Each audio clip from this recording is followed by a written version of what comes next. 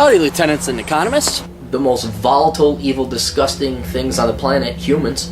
If you have a video request, you can always go to assholeconsulting.com. Yeah, I am gonna charge you, kids. And that is the importance of not fucking up. You are such an asshole!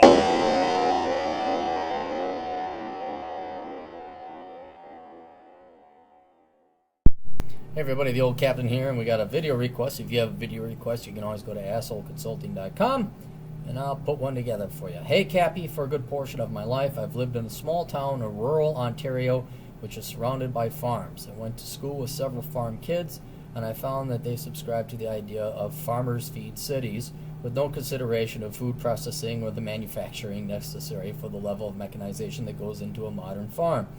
A couple days ago, many farmers blocked Wellington Street in downtown Ottawa in front of Parliament Hill with the tractors in what seemed to be a completely dick move to the city slickers.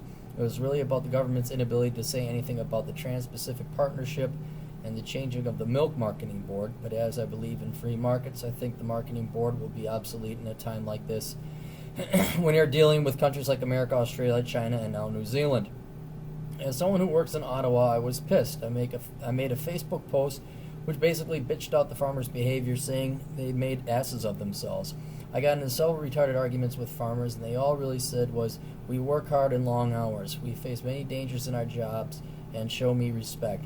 It's as if they are the only ones who have difficult and dangerous jobs in the world, and the only ones deserving of respect. As someone who works in a kitchen for minimum wage, pays all of his taxes, and doesn't ask the government for anything, I was rather insulted. While my job isn't important, it is very dangerous. I frequently deal with things that burn you or cut you on slippery floors. I also only get 1 day of work a week off, a double shift off, and 8. Guys, come on, just help me. It makes me look like an idiot when I read exactly how you write it, okay, guys? And I'm not that great of a reader. Now, if I were, say, a factory worker or a miner, I would be beyond fucking insulted. These farmers can't do shit without the tractors or other machinery, and they don't even realize it. I'm fine with them being Amish, but they aren't.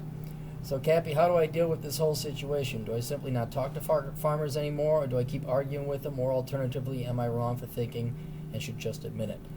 Here's the deal. Let's answer your first question.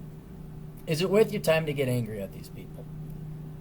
Because you're not going to convince them. It's like you're arguing against a political force. You're arguing against a union of sorts, a group of people, a religion, you could even say.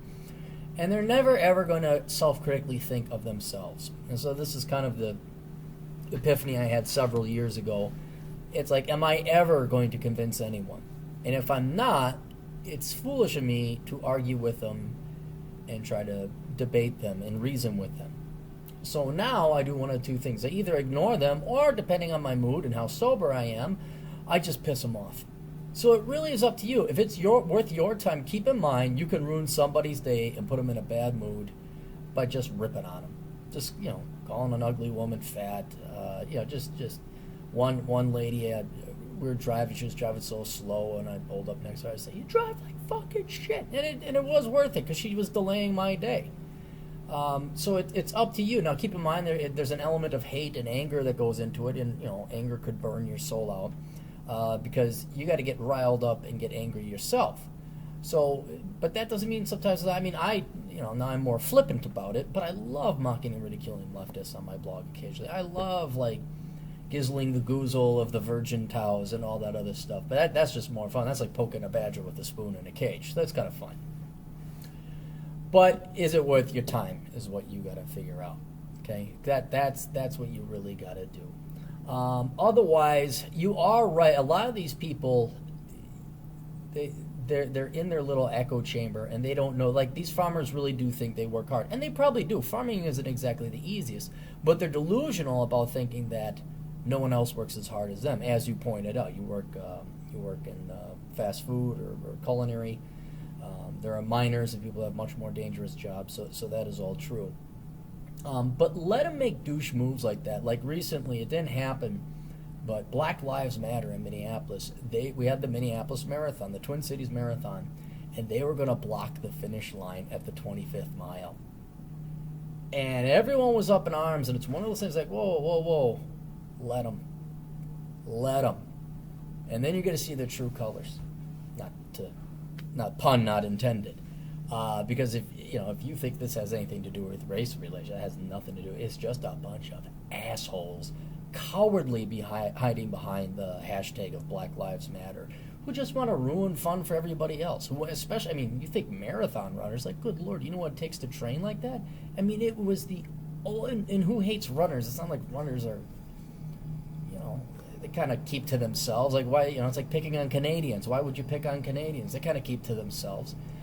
So it was a horrible PR move from, and that in the end undermines them politically. So the farmer, I don't know how your marketing boards or your milk boards or your wheat boards all work over there. But yeah, I mean, if they did that, they didn't win any political points they didn't win the PR battle on that one, trust you me. So let douches be douches. Let idiots block Quebec or Ottawa, sorry. Let idiots block marathon. Let idiots be idiots. And then the regular population, the people that were normally like, I feel bad for the farmers, I feel bad for Black Lives Matter, and then all of a sudden their lives are like ruined because the past 6 months of them training to become a marathon or complete a marathon has been thrown out the window because fucking race whores over in St. Paul don't like it. Well,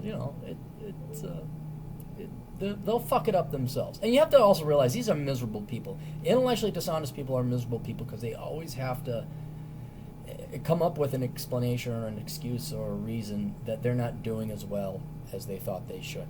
And so I'm sure it's the same thing with the farmers. Like, we're not making enough. You're not helping. You don't respect us. We're going to drive a tractor. It's like little crybabies. Yeah, okay. But imagine that. Imagine how boring and bad your life has to be. You got to go drive a tractor in downtown Ottawa. Anyway, I suggest not letting them get to you and just like occasionally piss them off. It's like, that's not a real job. It's not a real job. That ain't a real job. But elementary school teachers work harder than you. So, anyway, best of luck. Toodles.